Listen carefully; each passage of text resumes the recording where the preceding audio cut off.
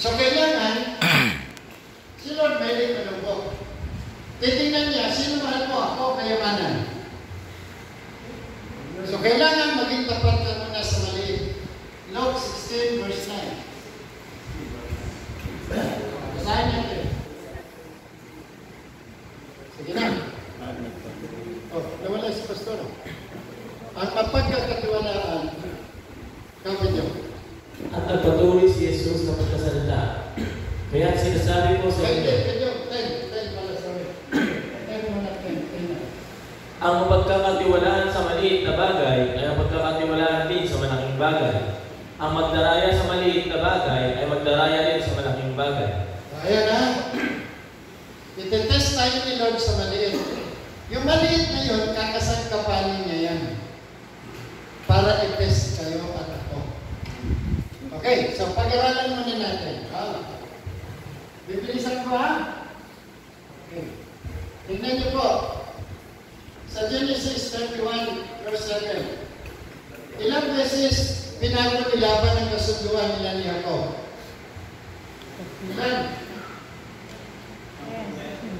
You know, 10 beses eh. 10 times. Nakita niyo? Binago niya ang kasunduan 10 beses. Okay. Sa Matthew 25, ilan ang dalaga doon? 10. Sa Luke chapter 17, verse 11, itong pababa. Ilan yung may kwentong na pinagaling? 10. At ini 10.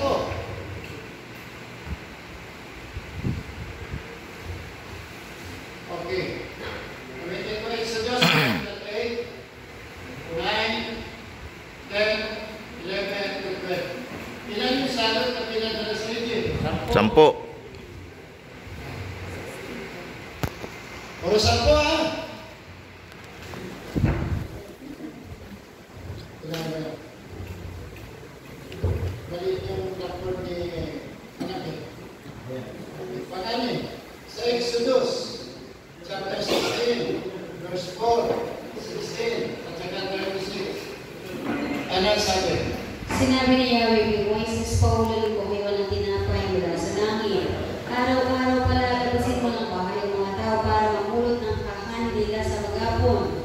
Sa pamamagitan ko'y susubukin ko kung hanggang saan susundin ang aking mga Yun, sa pamagitan nito, susubukin ko kung hanggang saan sila susunod. Sa verse 16, kalahating salok ang kukunin nila. Bawat isa sa inyo ay kukuha ng kailangan nila at ng mga kasama nila sa droga." Sa verse 36, Kalahating salot. sige ko siya. Ang kalahating salot ay katumbas ng 10 bahagi ng kanilang pangalan. Oh. Yung kalahating salok pala, katumbas ng 10. Bakit? O bakit 10 na naman?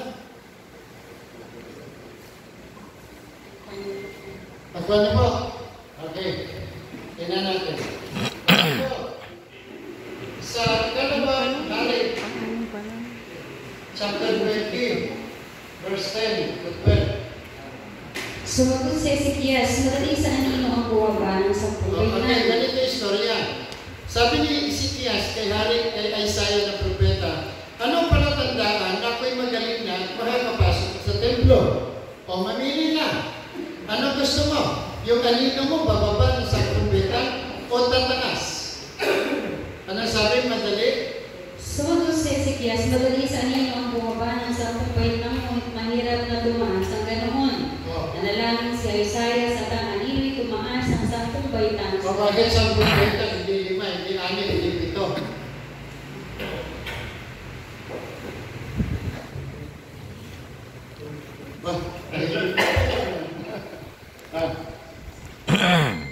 Okay. Di makita. Dito. Walo, no? Walo. Pang 7. Pito pa lang. Ito to. Walang 5. Walang 4. Walang 4. Pinamadali ko kasi yata. 6. Pang 7. Isaiah 6:13. Matira man ay 10 bahagi ng mga tao, lahat ay mapupuksa. Okay. Ganito po yun.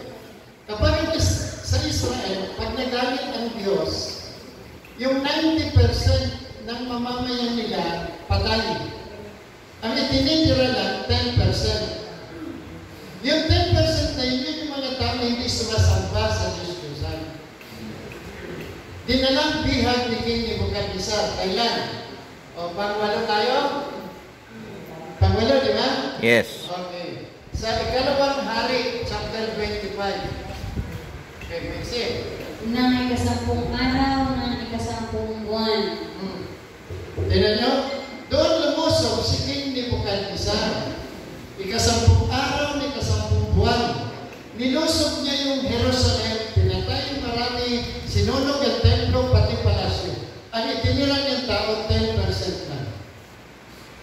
Yan, sila Shadrach, Meshach, Abednego, sila Daniel, sila Ezra, Nehemiah, Zorobabel, sila Josue, sila Abdullah. Yan. Sila yung mga dinala doon.